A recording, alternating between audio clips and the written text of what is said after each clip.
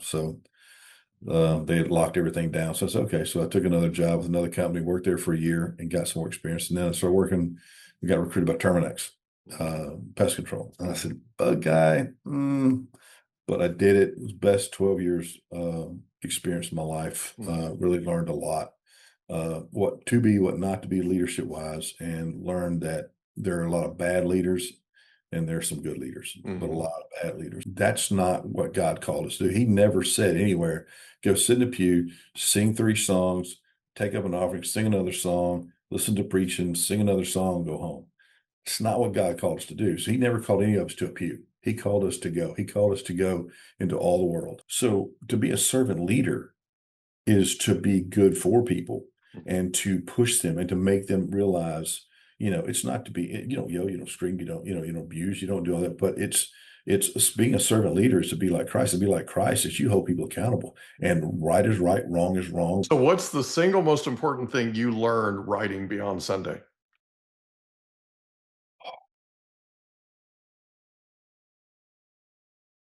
One of the things I learned was a lot about Nehemiah and Nehemiah's service, how he left a position of strength to go back and rebuild the walls of Jerusalem, and how they a gun in one hand and a trowel. Did you know there's a technology that's actually an app on your phone that uses sound waves to tell your brain what you want your brain to do? We had a young man that was on a guest on our podcast, the Mike Litton Experience, who had a traumatic brain injury. He was sleeping 3 hours a night. He's using NewCalm now and he's sleeping more. Go to newcalm.com, Mike15 promo code. Newcalm.com, promo code Mike15 for an extra 15% off. Go today. Welcome to the Mike Litton Experience podcast. Everyone has a story, and our passion is to help them tell it. Mike is passionate about being a father, a teacher, a realtor, an investor, and a leader. And now, introducing the host of the Mike Litton Experience, Mike Litton.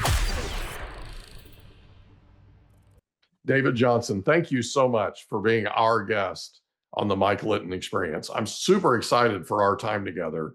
And like we talked about before we hit record, everybody has a story, and our passion is to help them tell it.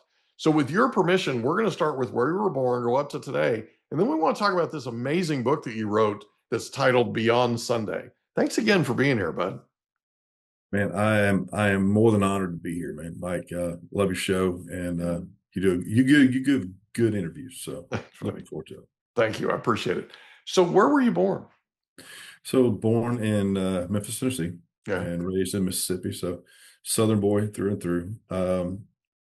Raised by mom and dad, married for 30 some odd years. My mom passed away, but he was an entrepreneur, and I worked with him when I was younger and everything, and had a good upbringing. Very stable, very sound upbringing. Got married when I was 20 to my now wife, Tammy, and we got 3 kids.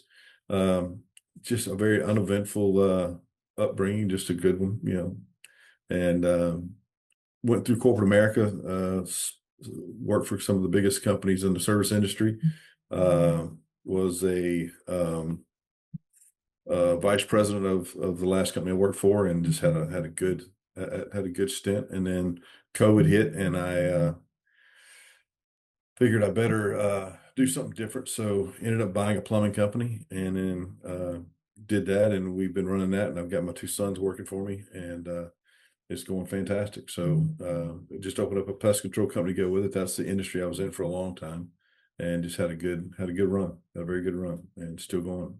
That's awesome. Can we back up for just a second? So where in Mississippi did you grow up? So just south of Memphis. So there's a little town called Senatobia. It's right off of 55, just south of South Haven. And I lived in a little town called Strayhorn on Blue Goose Road. So kind of out in the middle of nowhere. Kind of a wide place in the road, right? Yep, that's it. So whenever I think of Mississippi, I think of Jerry Clower, who my grandfather just absolutely one of his favorite comedians ever. And he had Jerry Clower LPs in the house on the farm in Oklahoma, and we would listen to those, and my grandfather would laugh so hard he'd get purple in the face. I mean, he just loved that guy. How close to where Jerry Clower grew up did you grow up? It's a ways, but Is it? Oh, I saw Jerry Clower in concert when I was 12, and I've got some albums that I inherited right over there. yeah, I love it, man. That's cool. So, Yeah. what was your favorite thing about growing up in Mississippi? Man, just the people. It's genuine. I, the story. We were going back. We were living in Florida. I lived in Florida for 14 years, and we were living in Florida. We were driving back home. We were having some car problems, and we nursed it and nursed it and nursed it. We're trying to get back, so I get to home where I knew a mechanic, and we got into Mississippi. We broke down 3 times, Hmm. and all 3 times within 2 minutes of me stopping, somebody stopped, helped us get started back again. Wow. Never. I mean, it was just so we stopped. Somebody pulled in right behind us. Said, "Hey, what do you need?" And one guy came up and said, "Hey, I got an extra battery. Put an extra because the alternator's gone." Mhm. Gave us an extra battery. We drove it home, and that got us the rest of the way home. Wow. On there he gave us. So that's the kind Incredible. of stuff. Mississippi, just good people, Yeah. and it's in the middle of the Bible Belt, so you've got just good-hearted, good people. So it's phenomenal. That's awesome. My favorite thing is just the people. Who was the most influential person to you growing up? My dad. Yeah. My dad by far.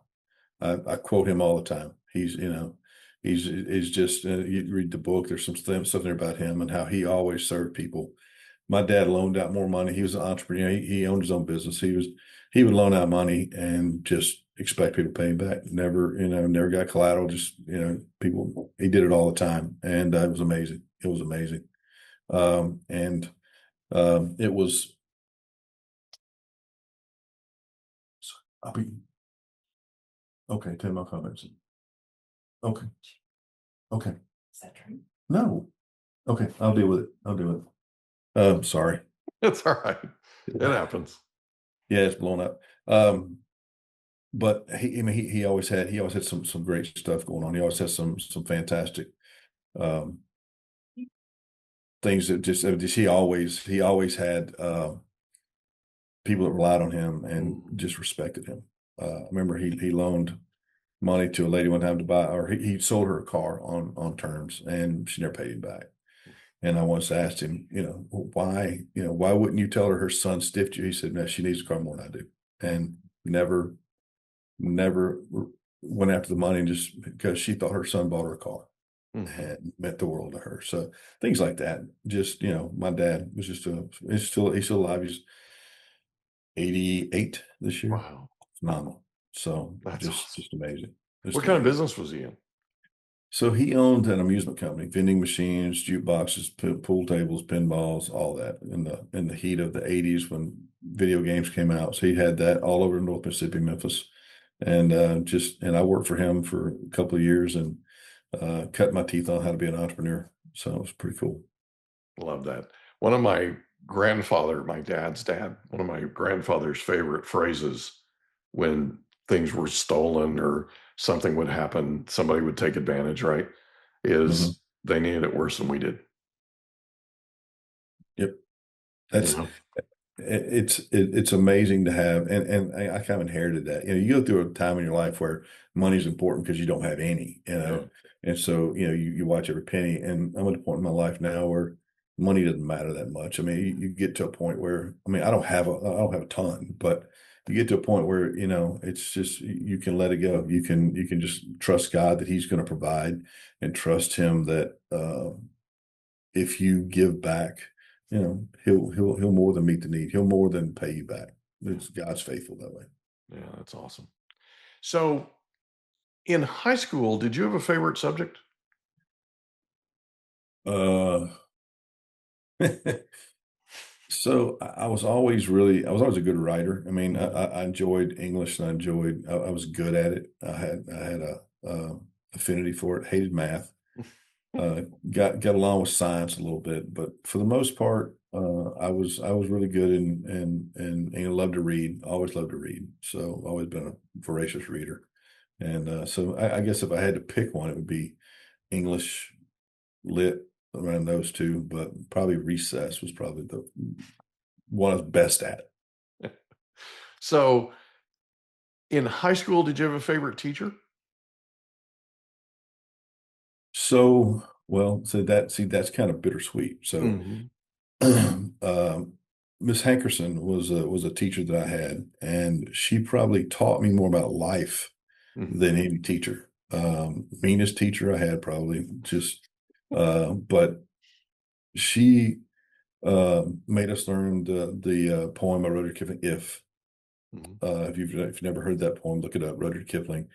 Um, if you know if anyone around you doubts you, it just talks about so many good things. Mhm. And she also made us learn the preamble of the Constitution, and she made us understand what our government was about. And she looked around the room and she told most of the people in there, she said, none of you need to go to college. I need to go up, find a trade, learn a trade, learn a trade, learn a trade. They can't take that away from you. Mhm. To go to college like everybody else, you got a piece of paper. It's nobody, anybody else's. Go learn a trade. Mhm. So she was just instrumental in so many things that I learned. And I couldn't ask for a better uh, teacher of my senior year in high school. That's cool.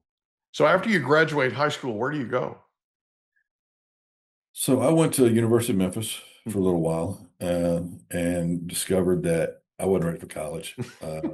Didn't really have the affinity for studying that much, and did pretty good. I mean, but I just ended up wanting to rush through life, and been dating my wife at the time, been through high school, so we wanted to get married. We were chomping at the bit to get married, so we got married, got a job, started working, and worked for about 10 years, and finally developed a 5-year plan. So I'm gonna get into some kind of management position, leadership position. I've been reading leadership books for 5 years and just wanted to get into it, and said, I'm going to do this, and put a 5-year plan together. And one of the first part of the 5-year plan was to finish my degree. Went and finished my degree at night, working full time, went to school at night, finished that in a year and a half. Got a job with uh, Home Depot, Mhm. worked my way up there, assistant manager, and then was told that I couldn't get promoted for a while. So they had locked everything down. So I said, okay. So I took another job with another company, worked there for a year and got some more experience. And then I started working, we got recruited by Terminex, pest control. And I said, bug guy, but I did it. It was best 12 years experience in my life. Mhm. Really learned a lot. What to be, what not to be leadership wise, and learned that there are a lot of bad leaders and there's some good leaders, but a Mhm. lot of bad leaders. So I learned a lot from what not to do, and did that, and discovered that loyalty wasn't a big thing with a lot of people. Got fired after 12 years for couldn't give me a reason. Just I think it was new boss, and I was a threat, and so it took me out. Anyway, that's neither here nor there. But um, took another job and was hired in at 2 positions higher than where I left Terminex at, and was able to do that job and parlay that into a job 3 levels higher than that one, Mhm. and moved up really, really quickly. Been with Terminus for 12 years, moved up slowly, went 2 jobs and moved up 6 positions in 2.5 years. So worked out well for me. Ended up vice president of global sales for a company, and that's how I got to Atlanta, and got to travel all over the world. It's a great 2 years. Then the pandemic hit, and company out of England said, well, we don't need anybody in America right now because things are gone. So they fired us all. Mhm. Again, that's when I decided I'm going to become my own boss and Mhm. bought the company. So, That's cool, man. That's cool. yeah, What a great story. yeah. So, what was the single most important thing you learned through the pandemic? Not to trust without trust but verify, the old Mhm. Reagan thing. Mhm. Not to trust just because people are in power doesn't mean they don't have ultimate ulterior motives. Mhm. And I learned that, what, uh, don't trust easily, Mhm. probably. So, here's a question that came up on my last podcast interview, and it's something I've been asking people over the years. Where were you on 9/11? I was at a dry cleaners, picking up dry cleaning, and walked in. The lady was watching the TV, and I said, "What's going on?" She said, "A small plane hit the tower." They While I thought it was was a sitting there. Cessna in the beginning. Yeah. And whenever while we were sitting there, the second plane hit, and I was like, "Oh my goodness, that's not an accident." And yeah, in a dry cleaning shop on the way to work. How did it affect you? It was a gut punch. Yeah. You didn't feel safe anymore. It's just like it had, everything had come home to root. Everything had come home to us. And they brought the war to us for the first time. We thought we were invincible. Oceans separate all of us from all our enemies, but it didn't. Yeah. And again, same thing. You never know what's going on and behind the curtain. The guy behind the curtain's doing something, and you never know how safe we are. So that's the truth. So you decide to open your own or buy a business, right? Mhm. And the business you chose was what and why? So I got a good friend named Mark Froyo. Mark Froyo has put me in a couple positions. He got me two jobs that were fantastic, and he helped me through a lot. And he called me up. He knew I was out of work, and he said, "I'm sorry." He said, "But this lady, before you say no, talk to this lady. She's got an opportunity." So I said, "Okay." So called her up and began talking, and she sold me on at least talking to him about this plumbing company that they were selling, and talked to her, and it made sense. The guy was looking to retire and get out. And so the money was good and the cost was good. And I said, you know what? I watched my dad. My dad did good at it, but I didn't really want the headache of being, self-employed. But looked around the pen, there's nothing going on in the pen, nobody was hiring. So I was like, okay, well, this is God then. So let's do it. And it's worked out well for us, very well. You can't write the script, right? If you can't write the script. It's funny. You look back, we were talking about this earlier. You look back and you can see God moving in your life. I would have still probably been at Terminex and retired there, but because God kicked me out, and I moved to another company, then that one kind of went sour. Bosses changed. I was like, I don't like it here, so I put my resume out again and got another. And so just watch God, the way God maneuvered me and moved me. It's just like incredible. And so you just look back and you go like, there's intent and purposes behind a lot of stuff that goes on for us, and we need to be thankful for that. So before we hit record, I shared with you that God saved my life 31 days ago. You did. And every single person that I showed you that photo of the clot that they removed from me. And every single person that I've showed that to that has any sort of medical background at all, they're like, it's an absolute miracle that you're still here. It's an absolute miracle that you survived that. Yep. If you look back, it all came, like we talked about, it all came together. Like everything, all these people and all these, right, kind of all came together perfectly for that to happen. And I was talking to my daughter last night. I'm like, why do you think God saved me? Because it's a legitimate question, right? Because why me? And she believes that there's work left for me to do in ministry, right? And I feel like part of that, like I told you, I feel like part of that ministry is if you feel pressure in your chest and you're short of breath, and I mean, I've heard this a million times in my lifetime, but it's real. If you are short of breath, I couldn't take 5 steps without like having to stop and take a breath. That's a bunch of breaths. Yeah. And I'm a walker. I walk.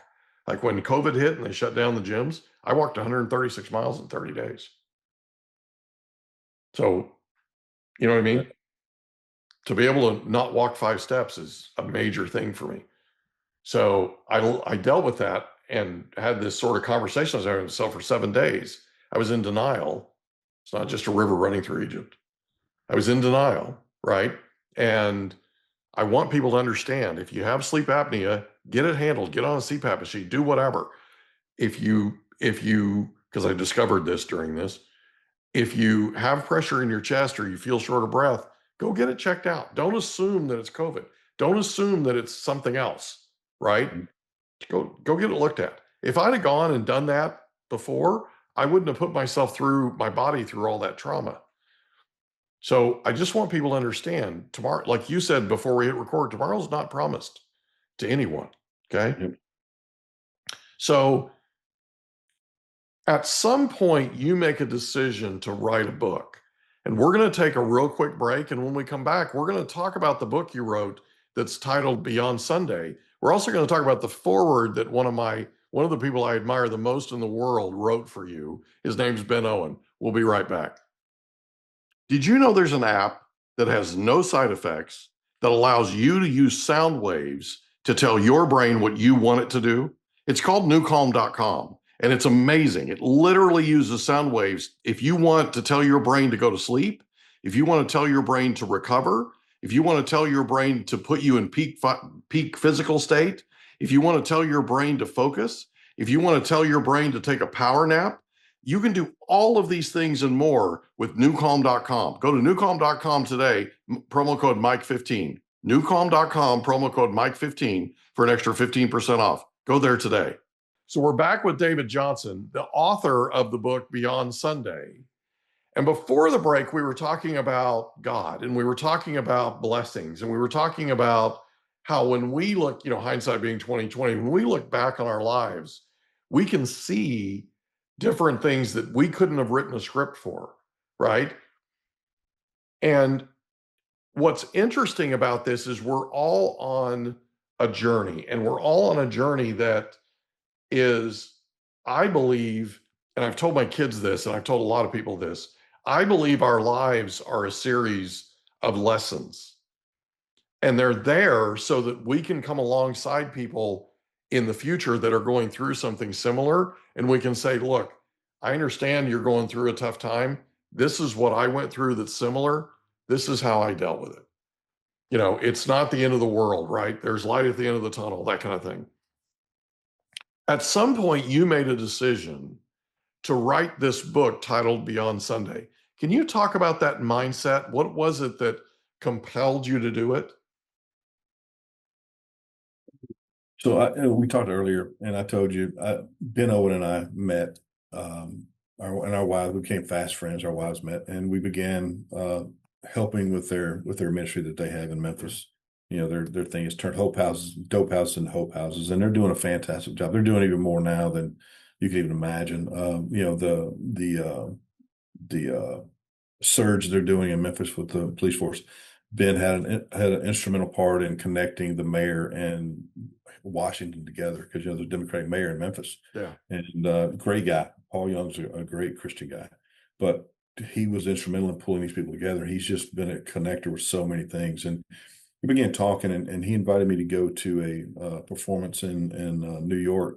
Scott Mann, I don't know if you know Scott Mann. Mm-hmm. Scott Mann had a one-man show, or not a one-man show. He had a show that he produced called Elegy of a Green Beret. It's a fantastic show. We went to see the last one that he performed in, and we got to, and the after party, we were sitting around talking to all the actors, and started talking to Scott, and Scott said, nobody's coming to save us. That's one of his things. And he said, and he began talking about the history of volunteerism in America, and how, the early turn of the century, you had, the Boy Scouts of America and all these different organizations came to help, and because the government couldn't do it, there was so much stuff going on. So, and he said he sees resurgence in grassroots people coming out and volunteering and starting those organizations. And I said, because the church has been absent. He says, exactly. He said, the government can't do it, and the church is not doing it, so everybody else is doing it. So that was kind of the catalyst, that conversation between me, Ben, and Scott, to writing this book. And it was a labor of love, and it's funny. You talk about your issue. My wife had my wife had a horrendous traffic accident. Her and my daughter were both hurt. My wife's laid up for 9 months with a shattered leg. And so I couldn't go to work. So I was sitting at home, and that's when all this happened. Right before this is when all this happened. I said, I need to write a book. And so I had downtime while she was down, sitting home with her and nursing her. So I wrote this book while she was down. And it was just a labor of love. And as I sat down and began looking at all of it, it just kind of flowed out. the frustration with the church, and frustration with the fact that people are just not doing what God told us to do, and you look at scripture, throughout the whole, Bible, it tells us to serve each other. It tells us, to stir each other up, to ignite the passion in each other. And he says the church's main function is to visit orphans and widows and those in affliction, and to help those, and we just don't do it. And the Bible says the greatest among you will be your servant. He put so much emphasis. And when Jesus watched one of the last things he did in his ministry was wash his disciples' feet, an act of service that was the lowest service he could provide. And so you see all these things, and it just made a huge impact on me as I began going through it. And I'm just like, man, there's just so much here. And so I wrote the book, and challenging. And since then, we've kind of ramped it up to, I feel like the common denominator and the problem we're having in the world is men. Men aren't stepping up and doing what they're supposed to do. And I think there's so much that we could do as men that could immediately stop a lot of this. Fathers would step up and be fathers. Men would step up and be mentors. We could stop a lot of this stuff dead in its tracks. And so that's kind of what the book is about. That's awesome. Why the title Beyond Sunday? Well, I mean, folks go to church. We go sit in a pew, and we go there on Sunday. We think that that's serving God.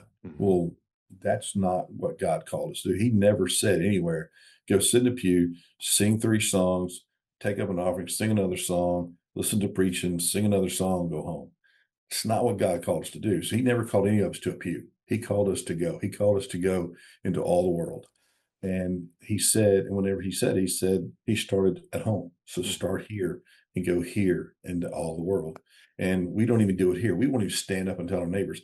We live in our little bubbles of comfort, right? And we live in a homogenous neighborhoods. We all look the same. We all, and so, we don't help those that don't look like us. And we're Sunday is probably the most segregated time of the week, and a lot in most areas. And we don't look at what we can truly do to help others. And I think it's just become, and phones have made it worse because everybody's in their phone. We don't have real conversations anymore. We don't go talk to our neighbors.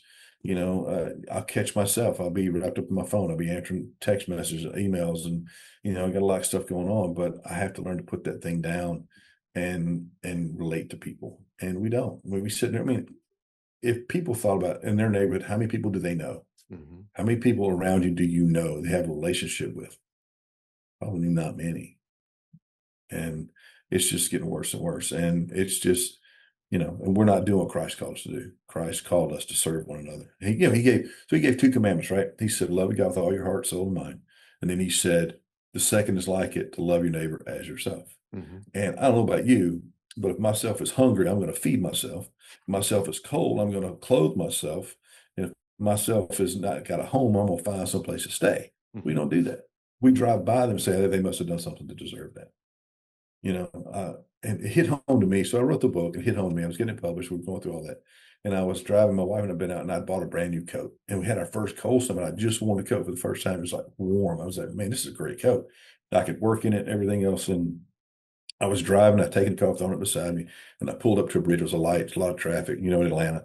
And I pull up, and there's a homeless guy sitting out there with no coat on. It's 25 degrees probably, no coat on, sitting out on the bridge, a little thing. And I was looking at him, and going like, man, he looks cold. And I look over that coat, and I said, oh God, come on, not that coat. And I look at the guy, he's shaking and he's shivering. And I look at the coat, and I look at him, I was like, so I toot my horn. I call the guy over, and I said, man, have you not got a coat? He says, no, I don't have a coat. And I said, he's going to grab, because here, put this on. And he was a little bitty guy, and I'm a pretty big guy. He's a little bitty guy. It swallowed him whole. Yeah. He put it on, and I said, are you sure? I said, yeah. I said, you got someplace to stay now? He said, yeah, there's a shelter. I said, okay, you stay warm. And I rolled up the window, and the light finally changed. Once I gave the coat, the light finally changed. So, and I roll over, and I look back in the rearview mirror. And the little guy was hunkered down in the coat. Probably won't see Ben 2 or 3 days. So, the coat, it was on sale somewhere. It cost probably $40. It wasn't that, but it was being real and doing what God told me to do. You can And always buy another coat. yeah, I can always find the code.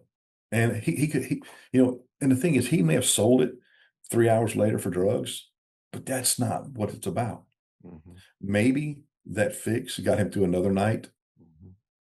without going into convulsion to dying in a gutter and got some help the next day. We can't hold on to the other end of a dollar bill.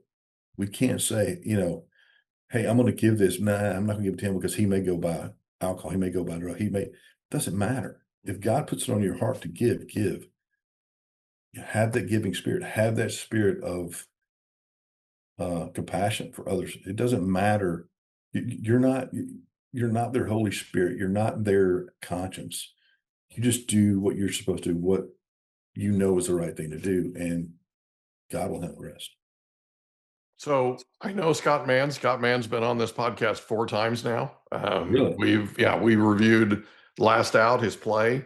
We've reviewed Operation Pineapple Express. We reviewed Nobody's Coming to Save You. We reviewed Gathering Storm. We reviewed his new play that's coming out December 17th, one man show.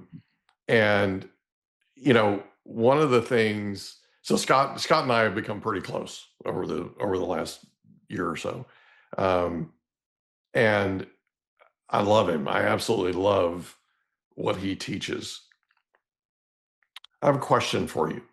Mhm. What was the most important thing in your mind to Jesus washing the feet?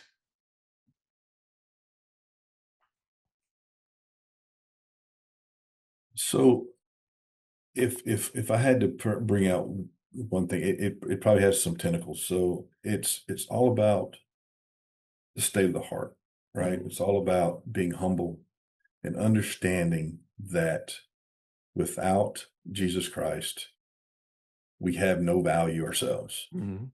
To know that we are a corrupted entity, that our soul is corrupted, sin has entered this world. Everybody starts from the same sinful spot. And the only reason I'm going to heaven is because he just saved me. Mhm. And to understand the humbleness that Jesus, who understand was God, stooped down and took the lowliest position because the lowest servant in the house would wash the feet of the guests. Mhm. He humbled himself to the ultimate lowest position and did it.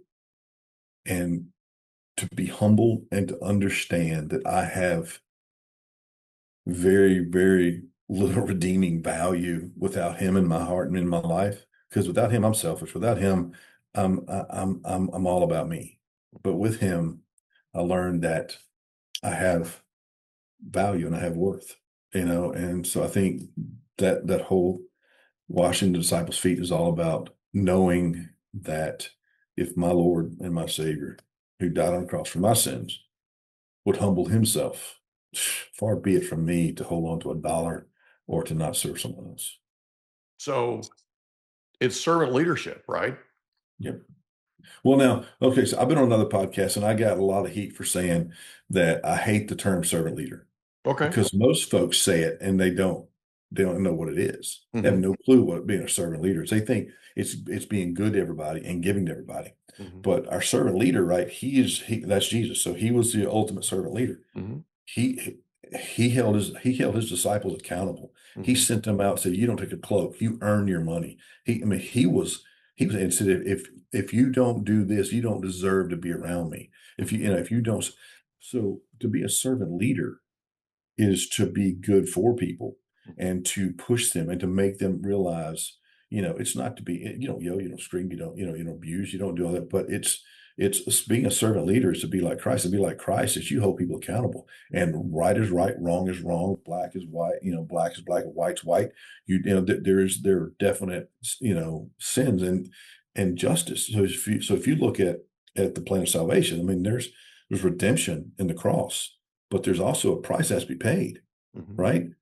Jesus died on a cross was all about paying the price for our guilt that we couldn't pay. Mhm. We can't we can't be good enough. There's nothing I can do to be good enough to get to heaven. Mhm. But Jesus paid that price. And to understand that the price was paid for me puts me in a whole different position, a whole different mindset about Mhm. what my value is. That makes sense? Yes. How important do you think it was that what he did was witnessed? Well, I mean, anything done in the dark, anything done, they wrote about it. So many people had known about it. But if he'd have done one guy's feet, then it would have been like, okay, what made him better than the other ones? But he washed everybody's feet. So I think too, the consistency of Jesus and the fact that, and look, the one guy in that room Mhm. betrayed him. Mhm. He washed his feet too. Mhm. The So, reason I'm asking is when you gave that coat to that homeless person or person who happens to be homeless, there were people watching, mhm. just like there were people watching Jesus wash feet. Never thought about it that way. Yeah. That, my brother, is servant leadership.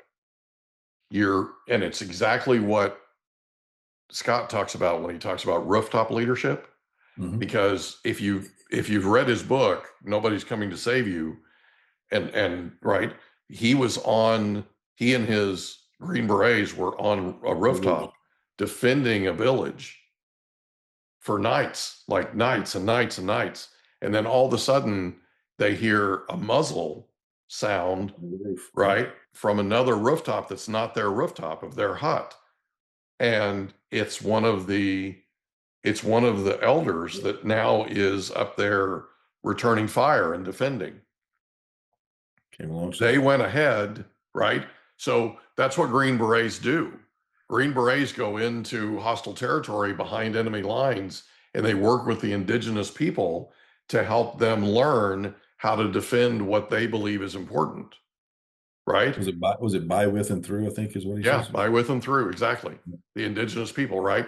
So that's the kind of thing that I'm talking about. They would go and they would get to know the elders of these villages, these tribes, that kind of thing, and they would figure out a way to help them improve their quality of their drinking water. They'd figure out a way to help them with their well. They'd figure out a way to help them with their farming. One of the things that they discovered in Afghanistan was the people in Afghanistan that were farmers, the average age was originally, years ago, decades ago, the average age was in the 40s, 50s, 60s. Now it was 20. And they were watching these young farmers out there getting rid of earthworms because they thought the earthworms were bad for the soil, that they were going to eat their crops. Okay. And Scott and his guys were in there going, look, wait, it's actually better. Earthworms are actually better for the soil. Taking them out is weakening the soil and weakening your crops. So stop, right? That's the kind of thing that we're talking about. They would go ahead of they would basically, they were washing people's feet in different ways, right? They would help them figure out how to grow food better, how to drink water, how to improve their water supply, all those types of things that people need in order to live, right? They did that first, and they used that as a currency to build trust, okay? That then they used when things got ugly. When things got violent, he talks about this. You build up trust during peaceful times. Yep. Right? You basically build that account up and then you cash that check when things are awful and you need help. That's Very the much. kind of thing that I feel like is so powerful about what you're doing and your message, and then also what Scott's doing in terms of what he's teaching. So, can you talk for a second about Ben Owen and writing the foreword to your book? Yeah. So Ben, like I said, Ben and I we became fast friends, our wives and us. And matter of fact, whenever my wife was injured in the accident, I was in North Carolina with them at a concert, speaking on their behalf. And Ben and Jess and Robert, his partner, some of the business, they made sure I got on a plane Flew and they drove my car all the way back to Atlanta to make sure that everything got back home. So, the closest that I feel with those guys is a part of why I wrote the book. And originally we had talked about doing something together. Ben and I talked about writing something together, and he's just like, we couldn't hook up. We couldn't do it. So I said, look, I'm sitting here, I'll write it. So I said, you write the forward, I'll write the book. So that's kind of where it came up. But, Ben taught me a couple things about dealing with people coming out of addiction and things like that, people that are coming out of bad situations. He said, you have to earn their trust. So he said, it can't be the same person that gets them off the street that tells them about Jesus, because, they're not in this place a lot of times to hear that. They're not trusting, especially you got women that are coming off and you've been trafficked and they're bringing them into places. The trust is just not there. Yeah. And so by showing that love, and if churches would just show up, keep their mouth shut and serve, and not make every conversation about conversion, I truly believe that people would be begging them to know what makes you do this. We think, look, God's in charge of bringing souls in. He can use us. God doesn't need us, but praise God, he lets us participate, right? And I give an analogy. I grew up in Mississippi, right? So you're picking cotton. My wife's father, who just passed away a couple of months ago, was a cotton farmer on the side. So he did this at night, and I would go, when we were dating, I thought he liked me, but apparently I was just free labor. I figured that out later on. I was just free labor. So I thought he really liked me, but I think it was just the labor part of it. But we would go and we would pick. So he had a 2-row cotton picker. He would pick the cotton, right? He'd be going down. And when he got ready, you see it, field was white with harvest. And we hear that analogy in the Bible, right? The field's white with harvest. Well, he would pick the rows of cotton, and he would pick, and he'd turn, he'd come around. When he got done around the edges of the rows, you'd see all the fringes were still white because he couldn't get over. It was just muddy or he trampled in. So all around the fringe was the remnant that he couldn't get to because it was too hard. But he would send out us, my wife, his mom, his wife, everybody else would go out and they would pick those bowls and they would get them. And if you've ever picked cotton with your hands, those bowls are sharp and they will cut your fingers. And so you're leaving blood behind to go get those. So it's not easy to go get that remnant, but it's still souls that are all around the edges of the field that we go get the easy ones in the middle, because they'll come to church. They'll meet us where we are and we'll say, and maybe they grew up in church. They're not the fringes, right? And we leave it so many times because it's hard.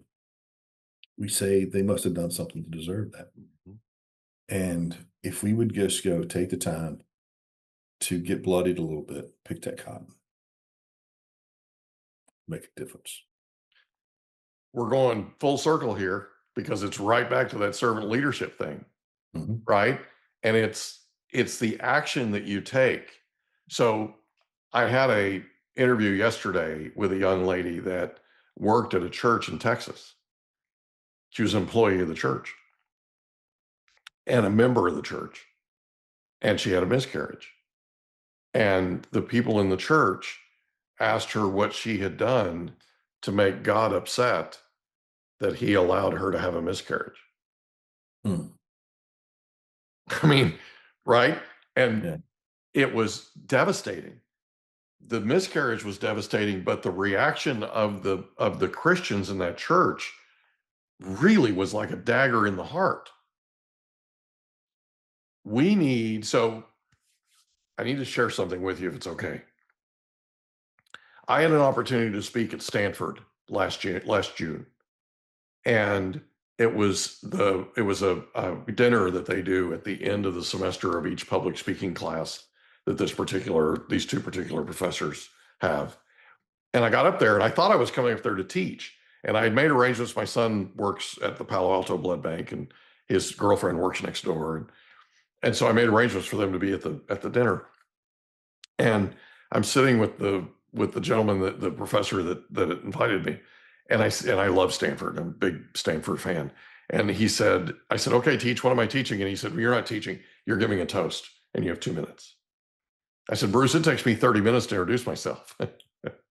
So I got up and I left them 2 items of value. The first one was, if you ever have stage fright, love the people in the audience more than you love yourself, and you won't have stage fright. It goes away. Right. Secondly, I suggested or recommended to them that they do the same thing that I recommended to my kids. And that is, take out a blank Word document or word processing document. At the top, type in stay in curiosity. At the bottom, type in stay out of judgment. Print it up and put it up in front of where you work. We're not curious enough, David. We're not curious enough. And we need to be asking about the people around us, right? We need to be asking them about what's going on with them, what's happening. That's servant leadership, right? What's working in your life? What's not working in your life? And we need to stay completely out of judgment. It's not our place. It's absolutely not our place. Anyway, after I gave the toast, there's a high-powered attorney up there that's the co-instructor in this public speaking class. And he looked at me and he said, I wrote those down and I'm printing that up in the morning when I get to the office, and I'm putting it up in front of where I work. That's awesome. Because it's like you said, we're cocooning, right? Faith Popcorn called it cocooning.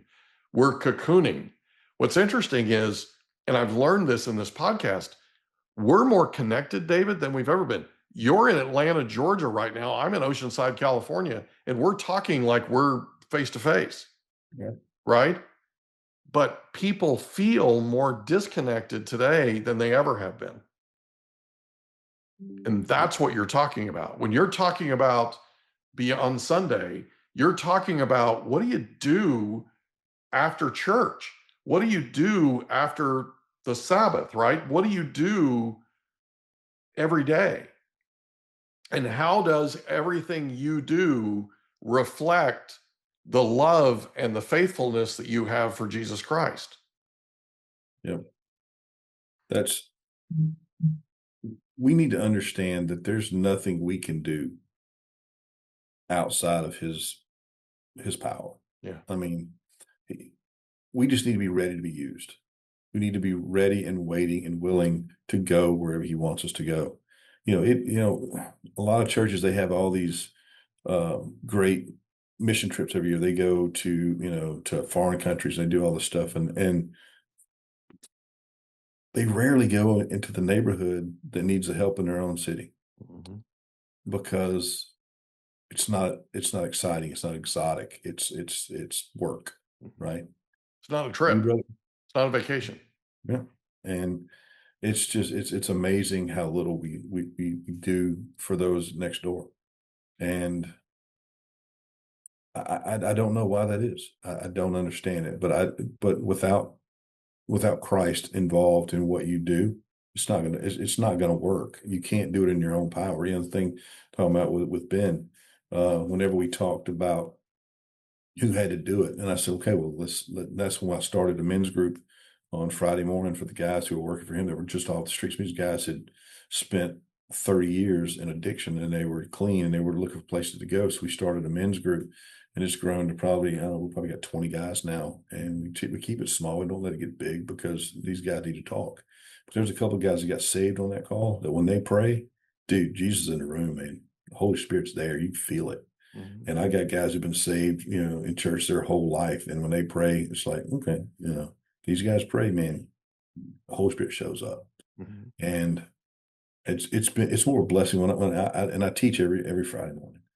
But when I teach, I get more of it than they do. Just their responses back and the conversations we have, and the way that God speaks through them, because they have such a faith. And their faith is real, because, man, their faith brought them out of some hellish positions. And one guy on the call, he's spent the majority of his adult life in addiction and in prison, and he'd come out and go right back in. And this guy has a faith that just it amazes me. It amazes me. He'll call, he'll find out something's going on. He'll say, "Man, I'm praying for you. God always answers my prayers. Don't worry, we got this." Has no doubt at all God's going to come through. And he just dude's a rock. And is doing phenomenal stuff for Ben, works for Ben, doing phenomenal stuff for Ben, and just a great guy. So, we just need to be available. Period. So we're right back to the same thing we were talking about, right? People seeing you do things of faith. In other words, taking action. So you mentioned that there's a real issue, and it is true, that churches don't go to their local community. They don't go to the places where they're needed the most necessarily. How much of that do you think is fear of what they're going to find?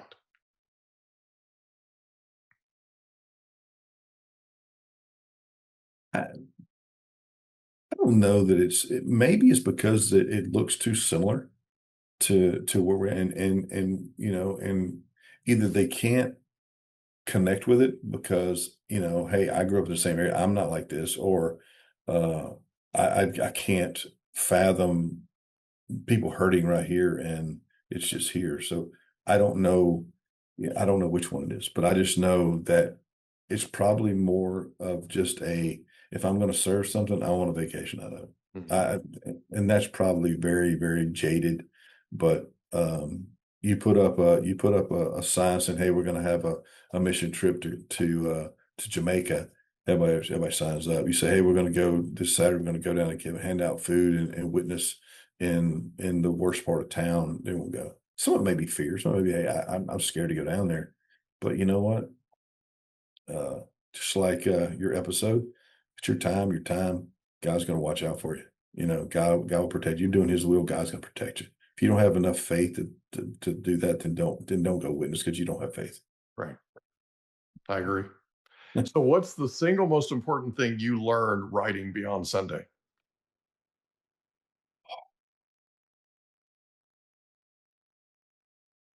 One of the things I learned was a lot about Nehemiah and Nehemiah's service, how he left a position of strength to go back and rebuild the walls of Jerusalem, and how a gun in one hand and a trowel in the other hand, they built the wall. But the work that it takes, and sometimes you'd go in really bad places.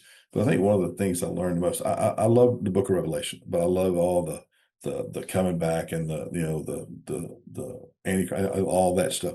But the first two chapters is about when he talks to the churches. Jesus talks to the churches that are there, and he chastises all but two. And going back and looking at how at what he said to the churches, and some of them were doing good work, but he said, you've lost your first love. You're doing all these things, but you've lost your first love, which is me. You're not serving me. You're not doing it for the right reasons. Mhm. And then he had other ones that were letting things infiltrate the church that weren't holy and weren't righteous, and just watching the expectations of God for the church, Mhm. and how so many churches were so far away from where God wanted you to be. And I've got one chapter in this called Red, Brown, Yellow, Black, and White, and it's about the segregation in our neighborhoods and stuff. And I started off talking about Mr. Rogers. Mr. Rogers would sing. I mean, would be on his program, and he would bring in, and the very first time that you saw a black man and a white man dipped their feet in the water at the same time on communing, and he had his postman and his postman's feet were tied, so they put him in the water in a little pool he had, and that was a groundbreaking. He did all this groundbreaking stuff, breaking barriers, and that's what we need to be about. Is we need to be about breaking barriers. People need to understand that I love them because they're God's child, not because they're white, not because they're black, not because they're brown, but I love them because they're God's child. And it doesn't need to break down because they're black or white or red or green or purple. I mean, we need to love them for who they are, for they're God's child. And it doesn't matter what the position is. It doesn't matter where they are. It doesn't matter anything. Um, we just need to serve and go where God tells us to be open, and just every day say, God, what have you got me? Put people in front of me that I can help. Put people in front of me that I can serve. Yeah. And don't do it for the wrong reasons. Do it because God told you to do it, and do it quietly. Do it in the dark of night, and wherever you have to do it, meet them where they are. It's what character is, right? What you do when nobody's watching. Yep, that's it. So if somebody's listening to this and they want to get a copy of Beyond Sunday, where can they go? It's on Amazon. It's on Amazon, hardback or paperback, or it looks like this. Mm-hmm. So you can see it on the way. But it's on Amazon. Look up Beyond Sunday by David Johnson. It's the Kindle's cheapest, but but it's not an expensive book. So, but yeah, go on there. I've got another one. I just finished up. Like I said, I've told you, men has become a priority for me. I just wrote another book called Audience of One. And it's about men who we're supposed to be serving, and it breaks us down all of our parts that we need to be paying attention to. So that'll be coming out soon too. But just looking to serve him, and the book is just an after market thing. It's not really, it doesn't make me any money. If people are looking to join your ministry or be a part of what you're doing, how can they get in touch with you? They can reach me at david.johnson@flandersfields.org. david.johnson@flandersfields.org. That's my email with Ben's organization. They can hit me up there. The easiest way to get me. And my information is in the back of the book, and they can get me on LinkedIn. I'm big on LinkedIn. I kind of keep my Facebook to family, but my LinkedIn is out there. It's professional. So, yeah, that's the way to get. And if they want to get involved, I can show them. I can give some good organizations to get involved. There's some scattered all over. The back of the book has quite a few organizations that I know do really good stuff in the addiction and different places. David Johnson, I can't thank you enough for being our guest on the Mike Litton Experience. Thank you again for being here. Thank you. I appreciate it. Appreciate Enjoy you. it. Bye. Can I ask you a question? Did you know that there's a technology that uses sound waves that'll tell your brain what to do?